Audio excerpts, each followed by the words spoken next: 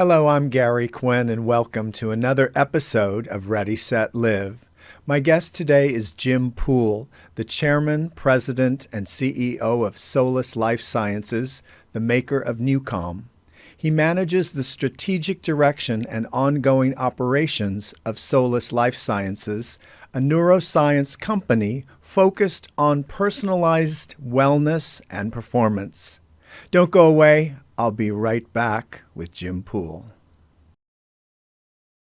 Hello and welcome to the show, Jim. It's such a pleasure to have you after having an incredible lunch with you here in Los Angeles.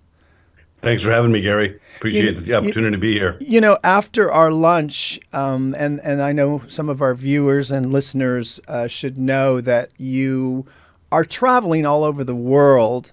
And what you told me about being in Africa, you had just come back from Africa and how profound it was. Can you just tell me in one sentence what your experience there brought home to you? Let's say the epiphany of what you walked away with learning about life or that culture. Their population as a whole has such a connected ness to their heart consciousness, their love, their joy, their access to hope, and was so profound and overwhelming. I'd never met or been around that many people that were that joyous. And I think part of it was the connectivity to the earth, to the universe, to the animal kingdom. Just absolutely changed my life. I had no idea. I thought I was just going on a lecture circuit like I do all over the world. And I came back a new human, and I'm still kind of integrating from all of that opportunity and all the experiences we had. It was beyond profound. Now, you've done so many different, I know you have an MBA, you have worked and led many companies, but what really brought you into the neuroscience world? I've always had an interest in science and always had an interest in the brain. I was raised by two psychotherapists, so I think I was conditioned socially to be a caretaker and to look for wisdom inside of people as opposed to looking at the outside behavior. I really can't take credit for being a part of this. I think the universe had bigger intentions for me, and the timing, the way it happened, the neuroscientists who invented this incredible platform of neuroscience contacted me and had a very eloquent and very passive way of disarming my natural skepticism of being an East Coast banker by trade. So I feel very blessed and lucky to have been introduced to this opportunity. You know, Jim, the world is suffering from massive amounts of stress, panic, anxiety, and fear. And, I know that you're always looking for ways to combat this or at least help balance it out.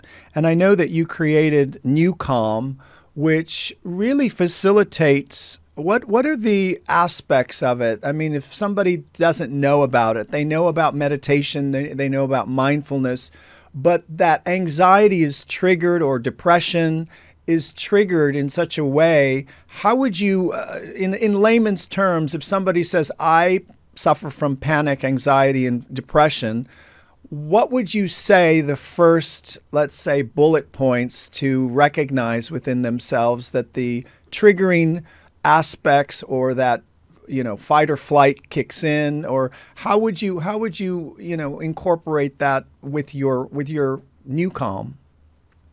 First thing I'd do, Gary, is I'd say, hey, you're not alone. And I'd give them a big hug, because it's frightening to live inside your head and be triggered by anxiety where you really feel helpless and out of control. Second thing I'd share with them is just simple information of kind of the evolutionary psychology and applied neuropsychobiology of the brain. Many of us understand there's a central nervous system. It's comprised of our spinal cord and our brain, but a lot of people don't understand the autonomic nervous system. And the autonomic nervous system has a far, far superior neuronal circuitry. It's a lot older. And this part of our brain is what governs fear, stress, anxiety, depression, and worry. That's a big aspect of our human condition, our behavior. So you have an autonomic nervous system, That's fear, stress, anxiety, depression, and worry. It's also fight or flight and protection. And you have a central nervous system. So the folks that suffer the consequence of being triggered and falling into depression or anxiety, it is in your head. This is true, but it's a wiring that's built from their epigenetics, their history, their genealogy, and also their social kind of their life. So my thought would be, you can stop this. You can get in control of this. And mindful practices is the best approach, because mindfulness, by virtue of oxygenating the body and key aspects of the brain, is what allows you to down-regulate the sympathetic response or slow down the reptile brain. So NuCalm, Gary, is, to me, has always seemed to be magical, and has always seemed to be just an amazing technology that serves as a confidant, that serves as a non-judgmental piece of equipment that allows you to control or gain control over these aspects of our brain. So NuCalm was designed and invented and created to solve trauma. And a lot of times in trauma, the brain kind of seeks solace and comfort through drugs and alcohol. And so Dr. Holloway, understanding how the brain worked and understanding that everything is related to brainwave frequency, and if he could figure out a way to slow down your brainwave frequency into these areas of brainwaves called alpha and theta, the body can heal itself if liberated from the stress and the monkey mind of the brain. So we're kind of, if you think about NuCalm and the platform that we have, think about a radio dial. And as you go down towards the left of the radio dial, you kind of get into classical music. That's kind of where NuCalm resides. So we're able to use physics and mathematics and algorithms in a software that gently and predictably guides your brain and slows it down and allows you to regain control over your monkey mind and put you in a space of calm and peace of mind where you're not racing and your heart's not fluttering and you're not fearful and uncertain. It's been an incredible journey, Gary. And you know, a lot of people have stress in their life, and I believe, you know, stress is part of just our everyday living in reality. And that also triggers different levels of, it's almost like energy, you know, if someone has such a stress level, and I know that you've talked about this before, Jim, where you said during the pandemic, it was really, people had to realize and look at themselves where they were, and that many of them found themselves not happy, or they had to look at themselves on a deeper level, or even go deeper into what was important, not their business, not their life, not their money. Because at the end of the day, we're not taking that with us. And it's really basically the end of the day, it's love, it's connectiveness with our parents, our family, our kids, our friendships, our, you know, love mates, our husbands or wives. But, you know, I was really taken by your knowledge to really improve, you know, the world in such a way. Talk to me about how the stress, because I know it's mind, body, spirit, how that affects your digestion, because a lot of people who are depressed, they don't eat so much. Yeah. Again, everybody's in this together. I think a lot of us feel like we're alone and that our problems are associated only with us. And it's so far from the truth. And as you alluded to, the human stress response is identical across all 8 billion people. It's the stressors and the external stimuli that are unique to us, and that's fine. So stress, and you think about the autonomic nervous system, there's a cascade of events that happen when we're triggered. And this stress response elicits the stress hormone called cortisol. And many of us, probably 99% of the human population today, live with our foot on the accelerator. We're constantly looking for things to worry about or be fearful of, or, you know, I call it, you know, we pay attention to the potholes we're about to step into. When we live in this state and we don't find balance, our body loses this natural balance and we have too much cortisol and acid in our stomach and in our microbiome. So this negatively impacts our ability to digest. It impacts our mood, impacts our sex drive, but it also has been creating this proliferation of immunosuppressive diseases. 50 years ago, you did not see this proliferation of ulcerative colitis, irritable bowel syndrome, Crohn's disease. It's all stress modulated.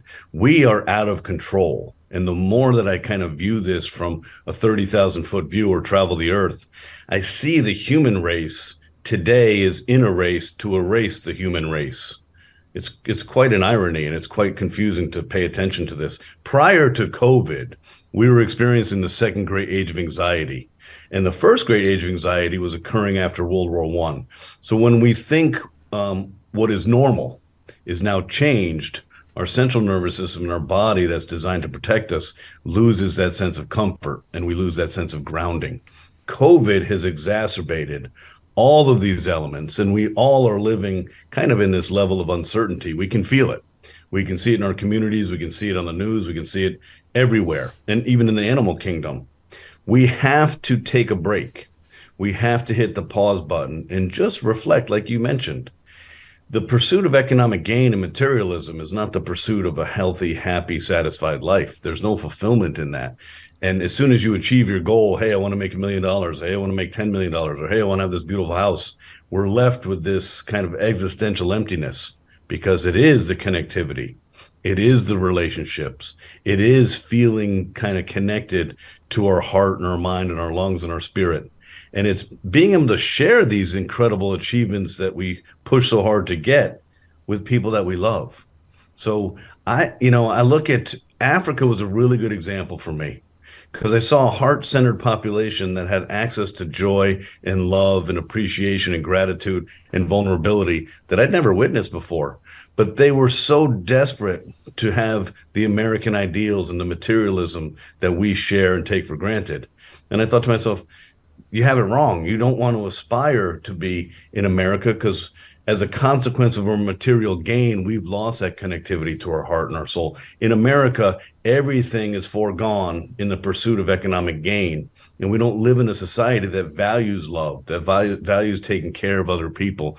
My girls, I've got 3 girls, 20, 18, and 16, and 2 of them about 5 years ago said at a dinner table in our house, where we have no technology allowed, said, hey, I want to be a teacher. And I said, that's wonderful. It's aspirational. It makes me filled with gratitude, and it's loving to hear that you want to give back. But just pay attention to this. You're going to be poor. And they looked at me confused. And I said, you don't know what poverty is, but you're going to be poor. And they said, why? I said, in our country, we don't value those who choose a service. We don't value those who choose to take care of others. And so this whole path we're on is not a healthy path.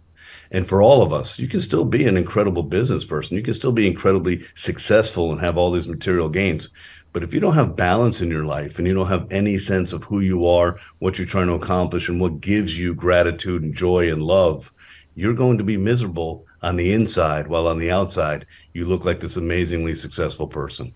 Well, that's the thing, is many people have all of the, let's say, the beautiful outside of their life, but when you look inside, it's empty. And yes. I believe that what I try to inspire people is to become authentic and find out what's blocking them, or what they need to do to have a breakthrough, not a breakdown. But sometimes when you have a breakdown, you see the light and you say, okay, if I do A, B, and C, I will become this person. So I think it's always about finding that authentic self, or that authentic voice, but really empowering people to become the best that they can. And I don't know what the answer is to heal the world. I think love is one of the main, functioning solutions, but not everybody really resonates to love. They don't know what that is tangibly, that you can buy it. What's your definition of love, Jim? Love is number one definition is acceptance. Acceptance of yourself, acceptance of who you are. There's a great humility that comes with self-acceptance. It's accepting others for who they are. I find that a lot of people in the caretaking business, psychology, psychotherapists, etc., or in any type of arena, we feel like we are in a position to advise, influence, and even maybe even control other people's behavior, which is laughable to me. The more I learn about the brain, the more I see how little control we have, even of ourselves, because of all the wiring and all the circuitry. So it always starts with acceptance, Gary, of yourself. And when you accept yourself, that narrative and that wall we build around us to protect ourselves from pain and fear and scar tissue from wounds in the past, mostly inflicted by other people, we are in such a happier place immediately. So if we start with acceptance, love is knocking on the door for us. And I agree with you that a lot of people don't resonate with that. And I believe that is simply because they haven't been loved enough, or the love they've had has turned out to be toxic for them and has damaged them so much that the scar tissue around their heart keeps them protected and not vulnerable to love. Because humans, we are designed for it. We can't live in isolation. We can't live by ourselves without human contact. It doesn't work that way. And for me, Gary, this quest that started with Dr. Holloway and this incredible mission to resolve stress, it all starts there, because I can't love you and be available to my love response if I'm worried about fight or flight or survival. So I've seen in the 14 years of all the populations we work with, from stage 4 cancer to active military, to the Department of Defense, to veterans, to professional athletes, celebrities, pilots, moms, dads, students, everywhere we've gone around the earth, we have to downregulate the stress response to give people access to their personality and character so they can begin to express love and receive love. Absolutely. Jim, what has been the most important lesson that you've learned so far in this lifetime? Wow. Well, Gary, that is a profound question for this lovely Friday. No one's ever asked me that. Thought I'd spring it on you. The most profound lesson has been the slow evolution of the human brain, and it perplexes me. So we are networked and we are wired. If you think about the autonomic part of our brain, the reptile brain, that's 40 million years of neuronal circuitry, 40 million years of this perfected system to protect us. And then the central nervous system and our prefrontal cortex, this part of our brain, our forehead, is only 4 million years evolved. So I used to be very ambitious, very aggressive, very impatient, and a control freak myself, controlling. I ran companies. I had to control things. The biggest lesson I've learned in the last 14 years is I was never in control of anything, certainly not even myself. And that relinquishing of control led me to acceptance, and that acceptance led me to presence, and that presence led me to patience. So it's really about, don't be scared of the narrative you're creating to protect yourself.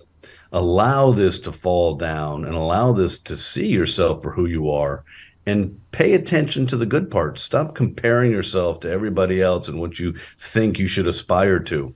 One thing I've learned, Gary, and I know you know this as well, we aspire to see celebrity and we see professional athletes and we look at their lives and it's amazing. I have not met a celebrity or a professional athlete I would trade my life with, because the stress and pressure around them is so profound that they've lost some faith in humanity.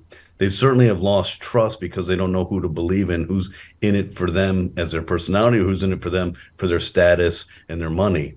And life is amazing. And life is to be lived and to be present and a participant in your life, because it is fleeting. We're not here that long. I'm 54 years old. I'm already past the halfway point of life. And I want to participate in my life, Gary. I want to be a participant in my kid's life, and I don't want to be a spectator, and I don't want to be thinking about the next thing and not pay attention to today. That's the biggest lesson.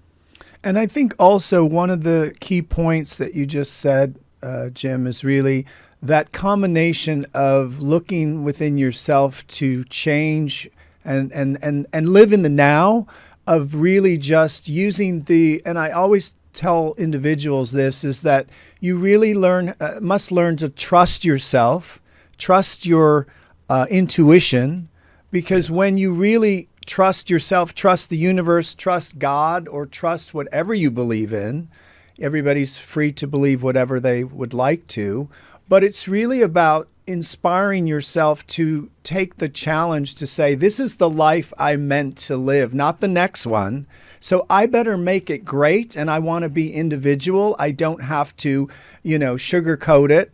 And I believe if you just show up being authentic, that's when you hit the jackpot and you say, wow, I don't have to shush it up. I don't have to put the sparkles on it. The sparkles are already there in your essence of your energy. And it's all about Yes. energy. One of the things Yes. that I always get, every country I've ever gone to, they say, we love you because your energy is so bright and happy. And I'm always that way. Yes, I have days where I don't feel like, being happy, but because I've trained myself, because I was an athlete, I know that it's become me now. I'm always happy no matter what.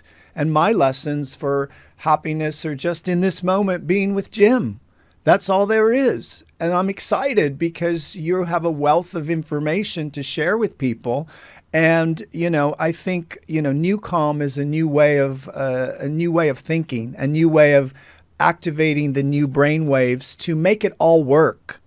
So I believe that what you're doing and what you're sharing across the country and the world is inspirational. Thank you. It is. It's humbling. It's inspirational. I can't imagine not doing this. And I love the irony of me exhausting myself, traveling the world, relaxing people. It has been a really interesting 14 years, but you bring up many good points. And the point is this: love yourself.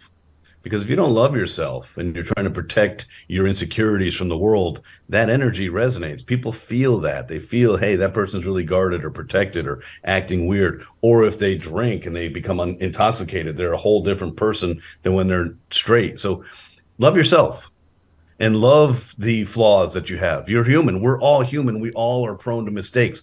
Love yourself. Be patient with yourself. Be open to yourself and share the good virtues of yourself with other people. Because you're right, that authenticity lends itself to people being really drawn to you because they're like, wow, there's something unique about you.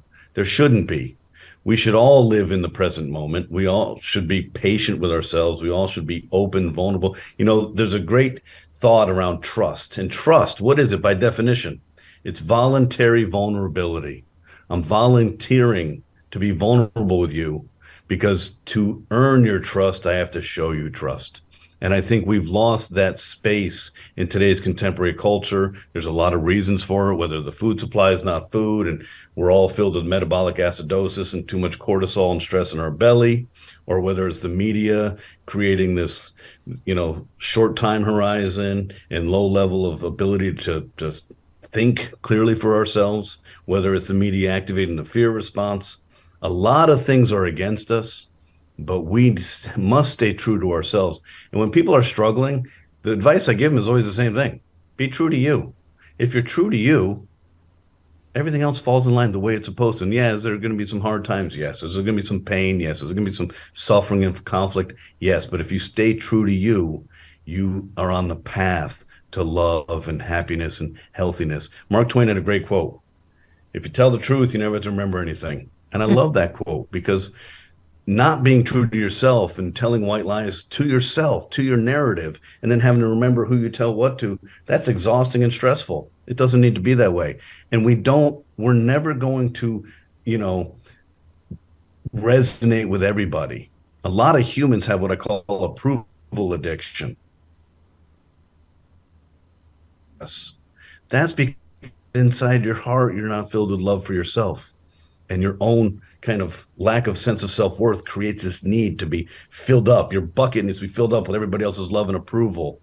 That's not a good way to live either. So be kind to yourself, be patient to yourself, love yourself, and show that authenticity to the world, and people and things will come your way, just like they have for you, Gary. You go all over the world and you help all these thousands and millions of people, and they love you. Why? Because of that authenticity and that presence and patience with your own love. Excellent. Last question. How do you want to be remembered when you leave this experience in this lifetime? I've been on a quest for 14 years, and I lead a neuroscience company that has such a profound platform and such an ability to to literally change the lives of millions of people. That's not how I want to be remembered. I want to be remembered as a good person who listened, who cared, who supported, and loved. That's it. So whether it's a handful of people beyond my family or 10 people, that's inconsequential to me. The fact that I've been on this mission has served me. I don't need Jim Poole to be associated with changing the world by liberating you from stress through advanced neuroscience. It's never been about me. I just want people to know that I'm a good human being and I lived a good life here while I'm here at this moment. Excellent, Jim. I thank you for spending this time with me. You are a brilliant soul, and I look forward to connecting with you next time you're in Los Angeles. And people can go to the site, which is nucalm.com. Yes, nucalm.com, nucalm.com, and read more about your innovative product. I wish you and your family a great, great week, year, and a new year. And thank you so much. Happy holidays, Gary, and thank you for all that you do and all the love that you spread and all the great vibration, energy, and resonance. It's much appreciated. Thank you. I'm Gary Quinn. Join me for another episode of Ready, Set, Live. Until next time, be well.